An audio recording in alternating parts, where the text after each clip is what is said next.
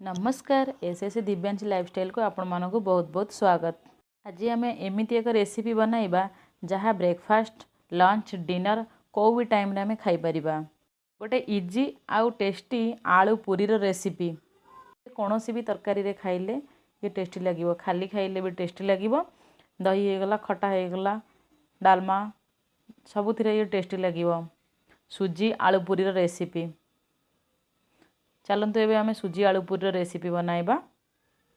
सुजी आलू पूरी रेसिपी बनाइबा गोटे आधा कप सुजी नहीं जाइए गोटे मिक्सिंग बाउल दे दौची सुजी एमती पानी दे आम मिक्स करने मुझे गरम पानी नहीं एमती मुझे सुजी को मिक्स कर नौची देखिपे स्पून रे एमती मिक्स कर नौची जेमती कि आम अटा चकटा डो बनाए सेमती बनई दूची देखिपे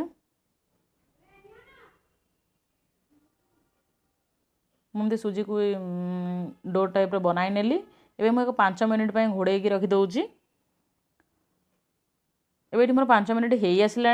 एबे मुझे देदेवी सीझा होता 2 ରୁ 3टा आलू दे दूची चकटिकी नहीं जाइए देखिपे आधा चामच कला जीरा आधा चामच चिली फ्लेक्स आधा चामच जुआणी स्वाद अनुजाई लुण एबे आम कटा होता धनिया पत्र दे दूची एबे आम आगे मिक्स करने सुजी और आलू चकड़ा को आम मिक्स करने देखिपे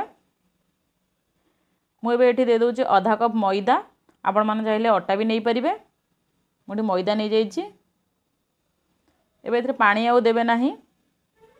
एमती चकट नेबे देखिपे मुझे चकट नौची अटा जमती चकड़ा हुए आम जमी अटा पूरी जमती चकटे सेमती चकट नवा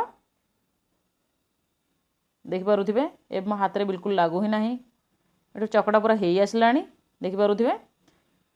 एमती छोट छोट गुला बन नवा आम पूरी जमती गुला बनाए देखिपे एबे मु बेली नौची मैदा डस्ट करके देखिपे बेसी मोटा बेलिबा ना कि बेसी पतला बेलिबा ना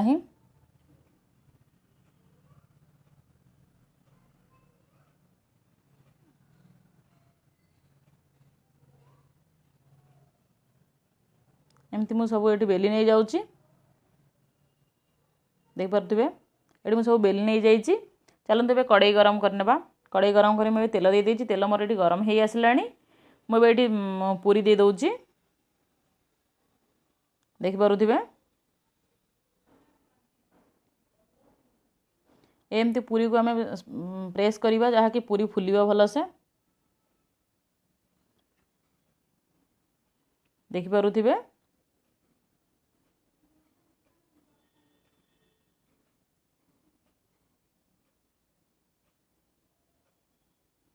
ये मोर पूरी बढ़िया भाव फुली आसूची देखिपे ये मोर ये पूरी हो आसला मुझे काढ़ी नौची एमती सब गुड़ाक देदबा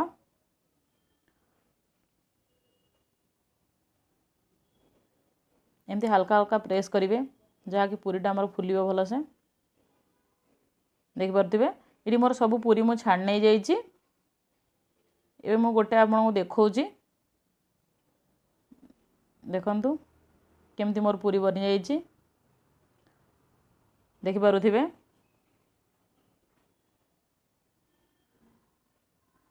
मो वीडियो भल लगी लाइक शेयर सब्सक्राइब करने को जमार भूलें। Thank you.